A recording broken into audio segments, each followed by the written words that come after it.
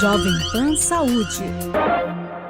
São feitos vários estudos populacionais, estudos grandes, controlados, para avaliar risco e benefício. E se verificou desde o início, desde janeiro de 2020, nós temos aí uma série de vários estudos realizados ao redor do mundo todo, mostrando que realmente a população pediátrica ela é menos propensa a desenvolver essa doença. Existem alguns dados já estabelecidos que são interessantes a gente colocar. Primeiramente, que por um mecanismo imunológico da própria criança, do próprio sistema de defesa dela, ela consegue reagir melhor e se defender melhor do coronavírus em relação ao adulto.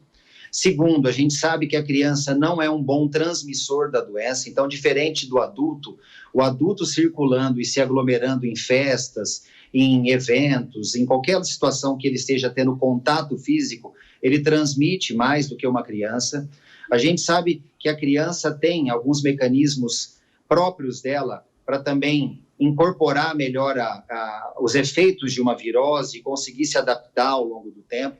E isso fez com que realmente, ao longo do tempo, a prioridade fossem alguns grupos populacionais específicos. Os idosos, se a gente se recordar no início mesmo da pandemia, essa doença chegou a ser taxada como uma doença de velhos, de idosos, né? Erroneamente chamada de velhos, mas doença de idosos, e na verdade hoje a gente sabe que ela não isenta ninguém de risco, mas ela começou a ser taxada como doença de idosos porque percebeu-se que os idosos tinham uma fragilidade maior.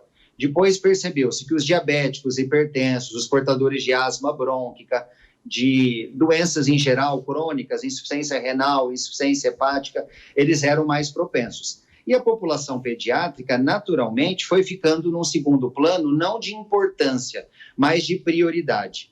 E agora, quando nós temos, no Brasil pelo menos, praticamente 70% da população brasileira vacinada com pelo menos 2 doses da vacina, chegou-se o momento realmente de se pensar em colocar as crianças nessa imunização. Por isso que o processo de crianças começou mais recente, não só no Brasil, como no mundo todo. Por esses mecanismos epidemiológicos que mostraram uma menor propensão e também porque certamente os grupos populacionais de adultos, esses grupos de risco, mostravam uma veemente necessidade de imunização prioritária, tendo em vista a alta taxa de letalidade que nós tivemos aí até pelo menos a metade do ano passado.